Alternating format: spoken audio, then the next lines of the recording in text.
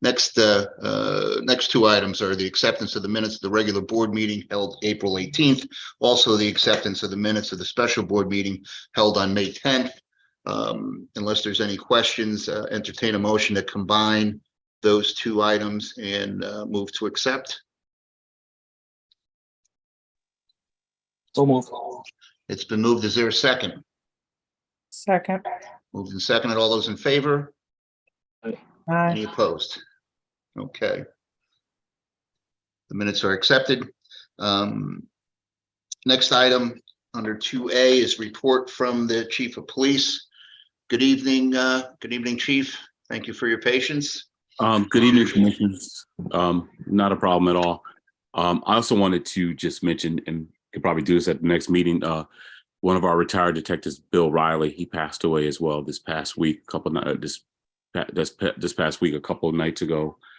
He'd only been retired for a couple of years. His services are this Thursday and Friday, and we'll be posting those. So if anybody wants to attend, I think they're going to be in the New Haven area. He served for, I think, 28 years. And like Commissioner Roach said, Norm Barnum, he's one of the, when I met him when I came on, all he talked about was giving tickets. He gave me like a motor vehicle book that he had from like years ago. And he just said, hey, look, follow this and, don't cut brakes, give people tickets. So he was a good guy. Just a couple of things I wanted to touch on. I'll start with our crime statistics. Overall crime from this time last year, we're still slightly down. So we have still show small reductions in crime. We're down overall 5%. Obviously, our homicides are up from last year. We have a total of 11 homicides thus far this year. The most recent homicide was a homicide that the incident actually happened in 2020, and the individual was hurt, and he passed away from his injuries back in November. And the medical examiner just ruled it a homicide I think a week or two ago. So that is one of our homicides. In terms of our homicides, I don't see any connections between any of them. They all seem to be specific to the individuals that are involved, and there's not like a trend or any patterns.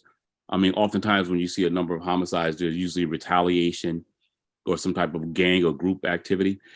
These homicides that we've had this year they seem to be specific and personal to the individuals involved, and we've not seen any retaliations in regards to those homicides. So they seem to be specific to the individuals involved.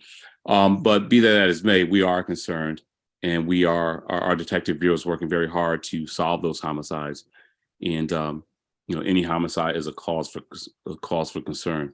Our overall shooting incidents and shooting victims are actually still down from this time last year as well. So we do still see progress in that area. But one of the things I always say, regardless of what our stats are, if they're high or if they're low, our crime stats, if perception or if the citizens don't feel safe, then that's what we judge it by. So that will always be how we guide our response to crime statistics. We won't, be happy unless the citizens feel comfortable. I want to touch on a couple of things quickly here. Our staffing issues. So as we predicted, in the coming months, this month and also into June, before July, we are starting to see a good number of retirements from officers who are just, it's their time, they are retiring. There's no specific reason other than the fact that it's their time. They've served their time and they're looking to do other things. So that is an issue with us, though, as we deal with our staffing issues. So we expect more to come in the next few weeks up until the end of June. And then we'll have a better gauge on how we're going to proceed going forward. But I just want to let you know that maybe a month or so ago, we did put together several contingency plans. This is kind of like an overview of our contingency plans. So we have 3 specific plans that we are going to utilize if it's needed in regards to our staffing issues. And just real quick, some of those are holding over officers, pulling officers back from special assignments, even using detectives. So we have 3 that we are focused on, and we can go to any one depending on the situation. But right now, the thing that we're doing mostly is on the weekends, holding officers over on their shifts to some degree. So we do have contingency plans in place. This past weekend, we were tested with some of our plans because of the activities that occurred in the city. Good activities, I would say. We had 2 concerts on the same night, one at the arena, one at the amphitheater, which really taxed us. But we handled those really, really well. The officers are really professional. And the key to us being successful was we work with the city, Tom Gill and Gina, and also the venues to make sure we had proper plans in place. And it went well. As well as a Saturday and Sunday, we also had graduations. On Sunday, we had 2 schools graduate at the same time. So we had that same issue again. And this coming weekend, there's 2 events scheduled at the arena. I'm told from Tom Gill's office, they are working with the arena and the amphitheater to ensure that this doesn't happen again, that we don't have double booked acts. Well, we want to see Bridgeport thrive and have events, and we want people to come to Bridgeport having 2 events where they're sold out and there's like combined, I believe there's like 12, 14,000 people. It does create an issue. But with that, I want to say, like, one of our focuses has been our community engagement details, and we've been doing them on all 3 shifts, whether they're out walking or just extra motor vehicle enforcement, parking enforcement, or things like that. We have increased our presence downtown. Our downtown activity has been really good. They've been interacting with the individuals going down to the bars and the restaurants, and we see a lot of good activity. People seem to be frequenting downtown quite a bit. And knock on wood, no major incidents. So you can look forward to us continuing to do that, to increase our presence, not only downtown, but other parts of the city, to ensure that people are coming in and using the city and they feel safe and comfortable coming into the city. Just want to update you. So our recruit class are in, I believe, their 4th or 5th week of 23 officers. 23 recruits. I'm told from the commander of the training academy that they're all doing really well. You've probably noticed that they're out and about at times throughout the city. And we're going to do that more to include that as a part of their training, that they really get introduced to the city as a whole. So we have 23 of ours in there, and there's 2 or 3 from other departments. So they're scheduled to graduate in September. Also, we've started, we're processing roughly 40 applicants now. Of the Office of Internal Affairs is processing roughly 40 applicants. And they started that a couple of weeks ago. So we're hoping that out of that 40, we'll be able to get a decent sized class that will start once they're ready. We do have some commitments, but those opportunities might be going away at this point because of the timeliness. But we do have some commitments to put people in the state training academy. We were told we could get 3 to 5 seats in the upcoming state academies that are going to be occurring in Meriden. So if we get the seats, we're going to put people in those academies instead of just waiting for our academy. And then when our academy is ready, we'll start our own as well. But as soon as we get seats, we're going to put bodies in the seats as best we can if we get the commitments from the individuals. Also, what we're going to be starting soon is our continued recruitment process. We're going to be planning some information sessions again to prepare for the next test when we have it. So we're going to start preparing people as well to get ready for the next recruit examination. The personnel study, I'm told that they have identified a vendor, and that person is going to, or that group is going to undertake a personnel study of the department to help us make recommendations on staffing levels and things of that nature. So we look forward to that and working with them. In terms of our discipline and our discipline process, one of the things we committed to early on was to work with labor relations to make sure that we are handling our discipline cases in a timely manner, and working with Errol and Dom and Linda. We've really been doing a lot. So I think we are up to date in our disciplines. There may be a couple that have just occurred that we're waiting to schedule their dates, but we are pretty up to date in terms of our disciplines. And one of the things we've been doing is working with the union is we make offers to avoid having to do lauder mills. But if we have to do lauder mills, we do. But we are up to date with our disciplines as far as I can tell at this point. And lastly, just again, I want to reiterate our community engagement efforts, whether it be through our social media platforms or going to different community events. Last week, myself and several of our officers were at the Islamic Center. It was really not a good turnout, but the individuals that came had some good questions and the interactions were really well.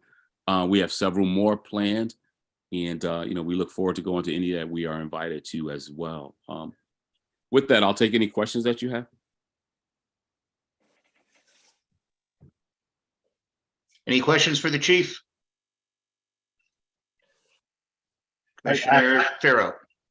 Yeah. I have a couple of questions.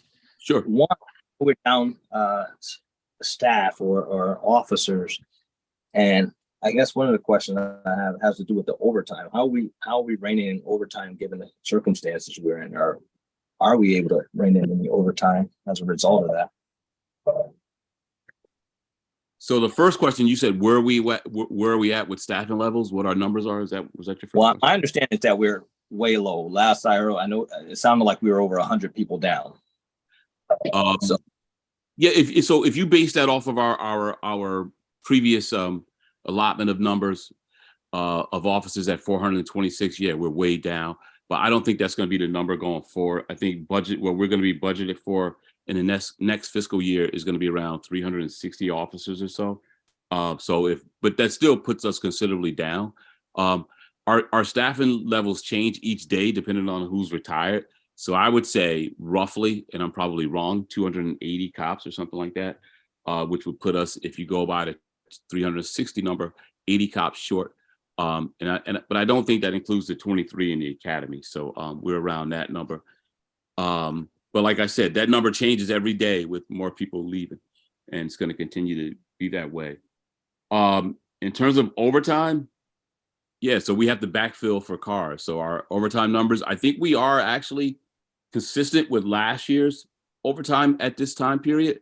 A couple of things we did do, right, to kind of so the backfills to fill cars and to fill certain details and to do criminal investigations, we're not holding back on that. We're doing those. But what we have done, we have put some things in place. I think that's gonna eventually show in some savings in terms of overtimes, where officers now they submit their overtime and it has to be signed off by every officer who submits their overtime has to be signed off by a supervisor, be it a patrolman's got to be signed off by a sergeant, a lieutenant, a captain, and even the captain's got to be signed off on by the deputy chief. So we put some things in place to have some better control over the overtime. And also the officers have to request permission for overtime. That includes the captains as well. They have to request permission for overtime beforehand, before they're able to utilize that overtime. So we're putting in some constraints to some systems in place to monitor the overtime and better manage it. A couple of things we've done to reduce overtime as well is some things that we've done in terms of not paying for individuals to pick up body cameras and stuff like that for outside overtime jobs. But some more things we're doing to put in place, I think are going to pay off in the long term, where we have a part of our weekly staff meetings. On occasion, we have each captain report out on their overtime expenditures, what their unit spent, what it was spent for, and what the results for that overtime was, or what we got out of that overtime.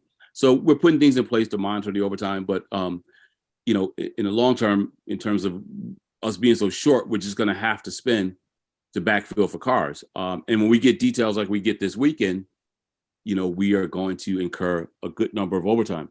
And it should be noted that when we cover the arena and amphitheaters and parades and those things like that, that overtime also comes out of our budget. But so we are doing the best we can. We are definitely monitoring the overtime, but with our manpower issues, it's going to be a challenge to keep that down. So just real quick, I didn't want to stop your flow, but you said the 80 cops short is based on the 360 number, but the ideal number for us is 426. Well, that was the previous ideal number, right? So we're budgeted next year for 360 cops. And I'm waiting to see what the personnel study says to see what our ideal number should be. Yeah, so that's where we're at right now. I would say the old ideal number was, say, 426 cops. I'm not sure currently if that is, even feasible to get to 426. And I think with that 426 number, it puts some limitations on us in terms of some of the opportunities that we were able to try to obtain. So, but I have been assured that if ever the need comes and we get to a certain number, say 360, we can argue for more if more was warranted.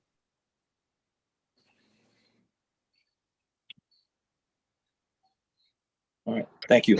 And Chief, you're still, you have been and continue to look at civilianizing certain responsibilities, if I recall. Yeah, definitely. So one of the things that we're budgeted for in the coming year is several civilian positions, like to civilianize our overtime office, our Chronos office, some of our fusion center positions. We're looking to bring on a fiscal service person that's going to be dedicated to the police department to do our finances, to do our budgeting, to do our grant applications. We're also looking to civilianize our technology, to bring on some civilian positions to oversee the maintenance of our computers, our body cameras, our in-car computers. So yes, we are looking to civilianize several positions, and we're looking to be even creative beyond that as well in terms of civilianization. Any other questions for the chief? Okay, great. Thank you very much, Chief. Thank you. Thank you. You guys have a good evening. Always available. If you So- need to talk, you can get a hold of me at any time. Thanks, Chief. Very good. Thanks Thank again, you. Chief. Have a Okay. blessing. Got a message from Brad Seeley. The union will not be represented this evening.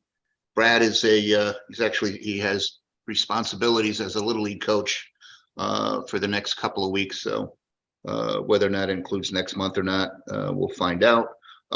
Internal Affairs, no report this evening. So moving on, clerk's report on the status of pending matters. Update pending discipline matters. I know we talked about, we scheduled at our special meeting, May 10th, some more discipline matters. So, Captain, we have anything else? Yeah, we still have 3 pending cases, so I scheduled 4 for the 31st. I don't know if we want to make another date while we're in session now to kind of keep the momentum going, or do you want to wait until the 31st to schedule another date? But there's 3 cases still in the hole. There's 2 investigators from Internal Affairs that are retiring in a month, so they're wrapping up their cases. Then hence the influx of closed cases coming in so fast. Okay. And if we wait to May 31st to schedule the remainders, they would have to be 3 weeks out from May 31st, correct? I need roughly around 3 weeks to, just because of my workload, to process them and give the union proper notification. Yes. Right. So unless we want to wait until the closer to the end of June to handle that, should we schedule something now for earlier in the month of June for those remaining cases? Commissioner Roach, I just want to add that I spoke to, I think she's on the line, Linda Cronin. She just wanted to know if we can commit to 1 day during the week to have these. It's just difficult on her schedule. I told her Wednesdays seem to be working for everybody more than other days during the week, but it's just hard to schedule things during the week and then being told that, she has to show up for a hearing.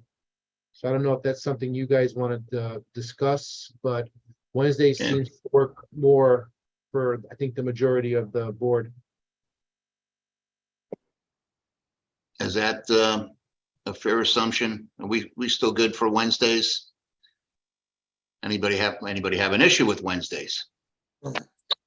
Okay, No, I do some other board meetings, like last week I missed my board meeting to be on this meeting, or on our special meeting, but on the third Wednesday of every month, I'm normally in another board meeting.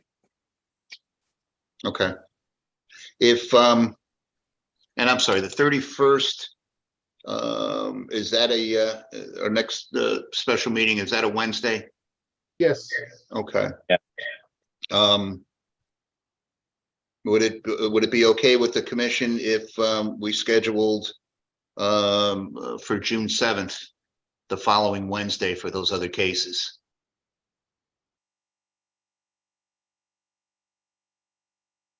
Anybody have an issue with that? We good? Hold on a second. not sure if I'll be able to attend due to my surgery. But Wednesdays do work for me. I think I'll be back by that evening. Okay. Yeah, unfortunately, I can't, if we're looking at Wednesdays, the 14th won't work for me, which, Ed, you could, if you're available that night, and if Commissioner Williams thinks she'll be okay for that evening, I'm sure we can have a quorum.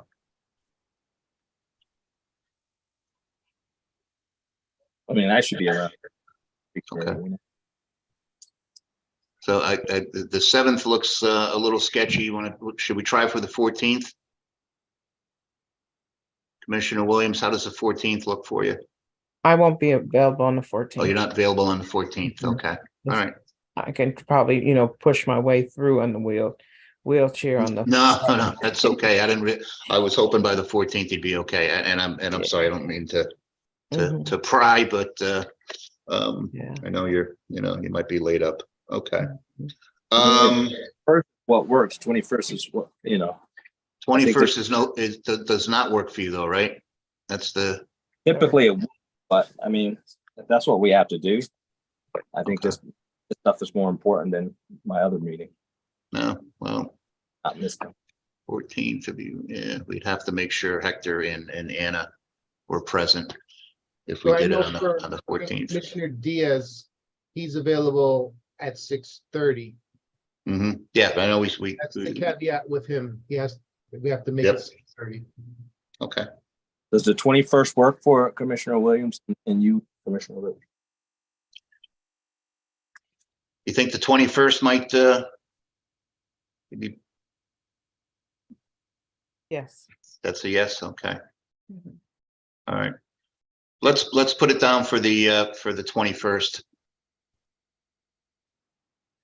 Which means we'll be meeting back-to-back evenings, 20th and 21st. Okay, Okay. All right. thank you. So May 31st and then June 21st for the balance of, okay, thanks. All right, moving on. We have nothing under new business, old business, correspondence, letters of appreciation, and widows' pensions for that matter. So we're going to go to the report from the city traffic engineer. We have 3 items under 9A. They're all have been, this is a result of requests from various city council people. No parking here at the corner in a no parking zone. Veterans Memorial Park, 30-minute parking, Park Avenue and Eckerd Street. Councilwoman Lyons had submitted that request. The second is an always stop and no parking here at the corner at Brooks and Maple Street, that's submitted by Maria Valier and Amy Marie Visa-Panicio on the last, which was an all-way stop sign at Pete and Birmingham Streets. Entertain a motion to combine the items under 9A and approve the request of the city traffic engineer. Anybody? It's been moved. Is there a second? Second. And seconded. All those in favor? Aye. Any opposed? Okay, those have been approved. Under 9B, we have a request from the traffic engineer not to approve a request for an installation of handicap sign at 90 Golden Hill Street. Now that is an apartment building. And I'm not sure, this request came out of the mayor's office. And according to the city traffic engineer, he is recommending the denial based on the apartment building receiving zoning approval that did not require parking to support the apartment building. Which, you know, I think we can all appreciate the new zoning rules where you can put in apartments without providing a certain amount of parking spaces. But this is a request. I get the impression this is a request from a resident that may be looking to have a handicap spot near the entrance of the building, but I don't have any more information on it. And it looks like Powell, the city traffic engineer, is just denying it strictly on zoning approval that doesn't require any parking. So I don't know, commissioners, if you have any thoughts on it, or I would suggest tabling this until we can, you know, get a better handle on what the request is about, and if there's a more specific reason why the city traffic engineer is denying it. Move to table. There's a big motion to table. Is there a second? Second.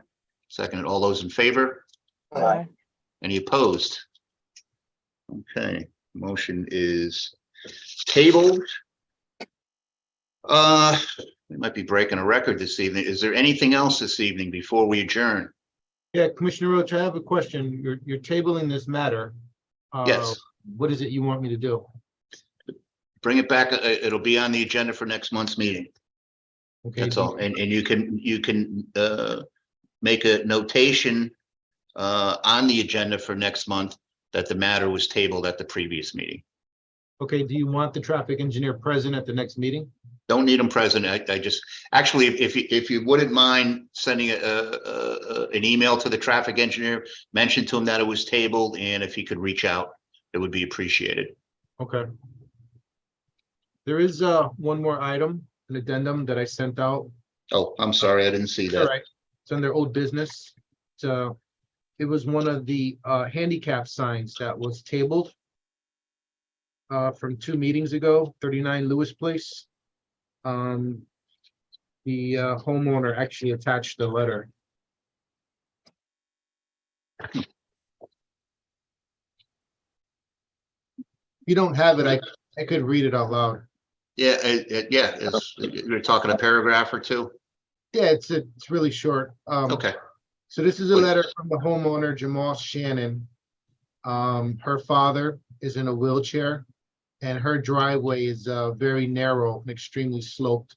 It's on a hill.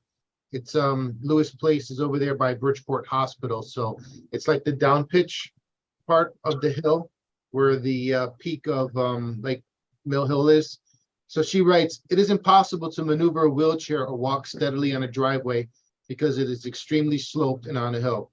It is easier for my dad to walk from the porch down to the driveway to this or onto the sidewalk to the car safely. I have a Mazda SUV parked on the street. I also have a Toyota Prius parked in front of that vehicle. My dad is 83 years old, and the safest way for him to access the vehicle is from the street.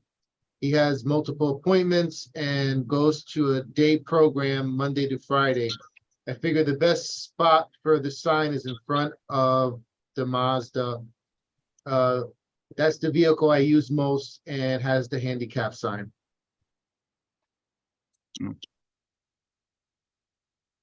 Commissioners, any questions? Any comments?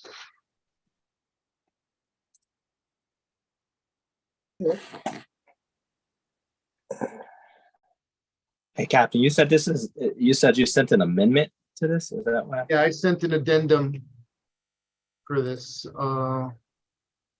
Because it's not on our regular agenda, so that's why. Yeah, and I'm sorry, I It was like I a didn't catch day or it. two after the agenda went out. I can tell you when I sent it. I see it.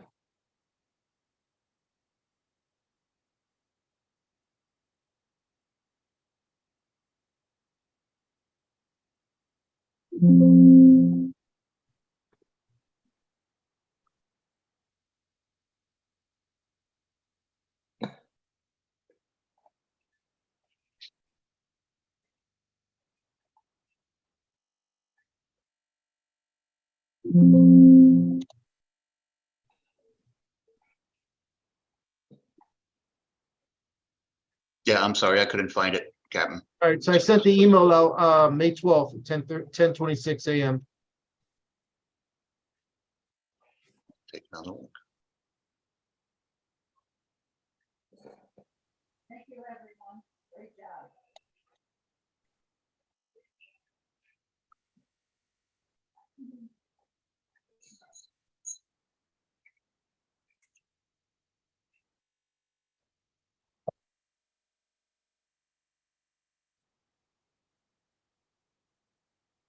I'm sorry, Captain, May 12th, what time? 10:26 a.m. 10:26. I'll resend it right now. No, there it, I'm sorry. Oh, no, that's not it. I just resent it. Okay. Happen, we're revisiting this one.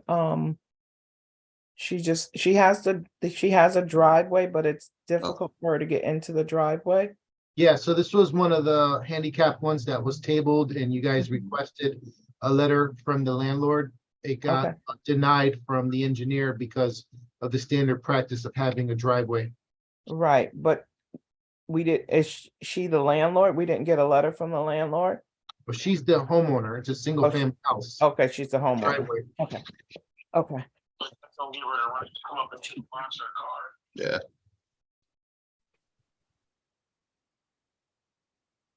Yeah, and I'm a little concerned. It's a very busy area as far as parking is concerned. But I'd be more prone to go along with the request. But those parking spaces are at a premium over there. Not that I'm saying no to the person myself, but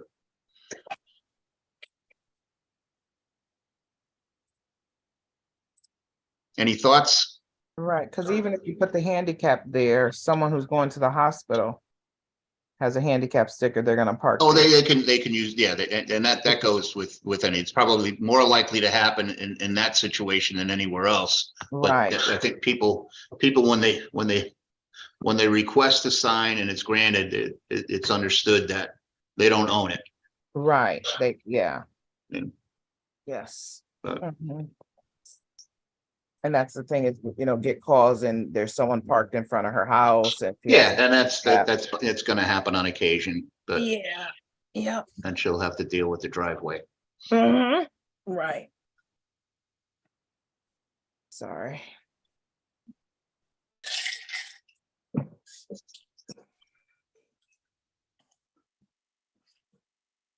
What would you like to do, folks? I mean, I'm looking at the. I mean, I see the hills, but it looks like there's stairs going up to the walkway too, so I'm not even sure. I think in consistency in what we have been past practice, understanding it's a hill, but if we're gonna do this for this particular person, we have to do it even if it's not a hill. And we haven't been doing that in the past. So past practice, I would agree with the recommendation of the Aye.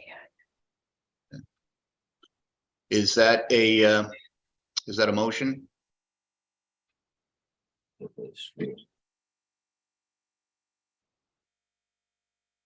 I think Ed's still reviewing it, so that's why. No, that's fine. We can, I'm just looking much about this area. I mean, the picture I'm looking at doesn't ton of cars out here. But if I'm being told it's busy. I mean, I see the driveway and I see the hills and the curve. And, I mean, it's a hill up. It's a slope into the driveway. It's on a hill to begin with, and there's stairs up into the walkway. So it just doesn't look like the most convenient place for anyone who has a disability, no matter which way you look at it.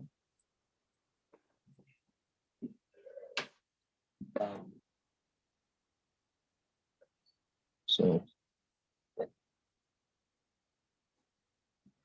I honestly don't know what the difference would be.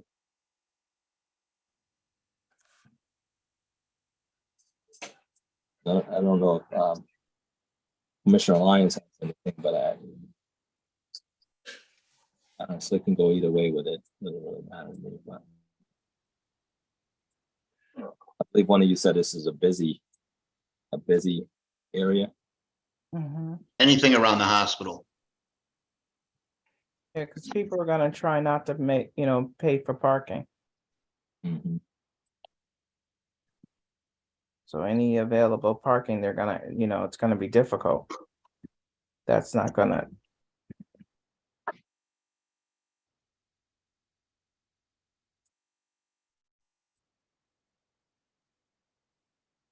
Um, I'm looking at it myself. I mean, it's far enough away from the hospital that I don't think parking would be an issue. And looking at the street, there seems to be a lot more empty parking spaces than there are taken. And I didn't map this before. I'm just looking at it now. okay. It looks like it won't be a hardship for other residents. And I don't think you're gonna see anybody take advantage of a handicap parking thing and then walk to the hospital from there. They have hospitals a couple blocks Oh, okay. at this stage. Yeah, that's why And- but Ed is right. It's like, the driveway's on an incline, but there's also, there's two entrances to the house in the front of the house, and they both have steps involved. I think the driveway is probably the easiest part of your trip inside the house if you're in a wheelchair. But Oh, but I will admit I never been in a wheelchair, so Hmm.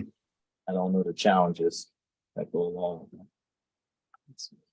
But I don't know what create this major hardship with parking, because I don't see, and I don't know what time of the day this picture is taken either, but it doesn't No. look like a lot of cars there. It's not like no, there's not.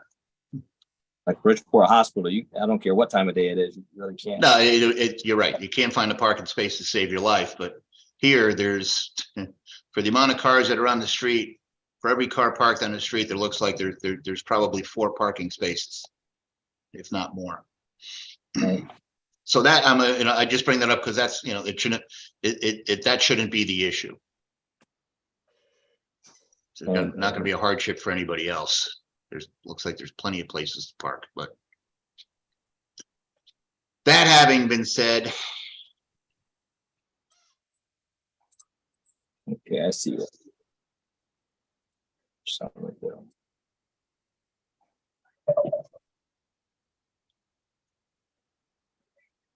And then the other consideration that you said, Commissioner Roach, is that at the end of the day, even if there is a handicap sign there, it's not owned by homeowners. yeah, well, I don't think there's going to be too many people trying to park there.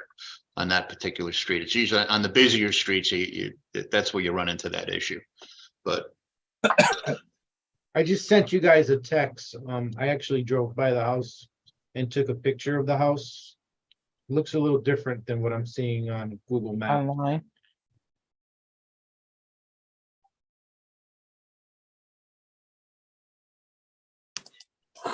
Oh, they put the fence there. Whoa. Oh, yeah, that does look different. In the sense, different in what sense, I guess, this one? Because of the fence? No, I mean, the driveway's not as, on this picture, it seems like the driveway's a little longer. But it still looks pitched. It looks pitched, but not as pitched as it is online. Right. I don't know how you can tell from the picture. From the text. Well, I'm looking at it, yeah, but I still see that it looks like it's to the left. It looks like it's obviously going uphill, right? And to the right, like it's going up into the up the hill into the garage. Now, the captain was there, so I mean, maybe he can add some light to it, but still, to me, it's still hills. When I look at it, still, and we're still talking about a wheelchair. And I have to admit, I agree with Danny that, or Commissioner Roach, we got stairs everywhere, we got hills everywhere. So I don't know. But then the other side of it is it going to create a problem for other people in the area? They're taking up space or limiting parking. can make both arguments. It's not going to bother anybody else, but why the hell are they getting it if the poor guy's in a wheelchair? But Right. Well, again, I'm inclined to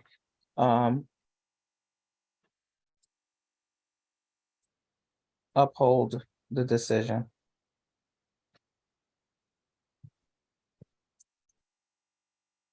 Let's see.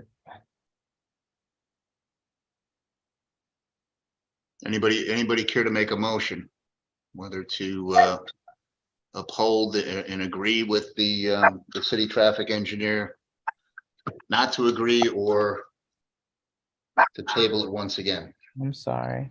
That's what's in front of us. Well, I'm inclined to make a motion to go ahead and give them handicaps. The motion Well, to okay, Deny, yeah. motion to deny the request of the city traffic engineer and install the handicap sign. Motion's been made by Commissioner Farrow. Is there a second? Hearing no seconds, is there another motion? I make a motion to uphold the decision of the,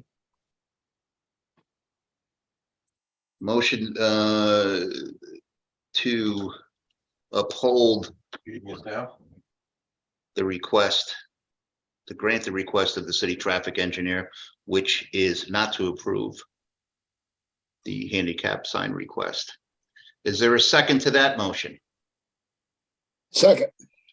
Motion's been made and seconded to agree with the city traffic engineer, which is not to approve. All those in favor signify by saying aye. aye. Any opposed? Aye, nay. Nay. Okay. Yep. All right.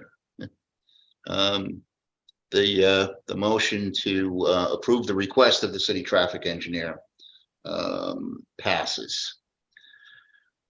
Any other business? Entertain a motion to adjourn. So moved. Moved by Commissioner Farrow. Is there a second? Second. Seconded by Commissioner Lyons. All those in favor? Aye. Aye. Any opposed? Okay. We are adjourned. Good night, everyone. Thanks, everybody. Okay, guys. Bye-bye.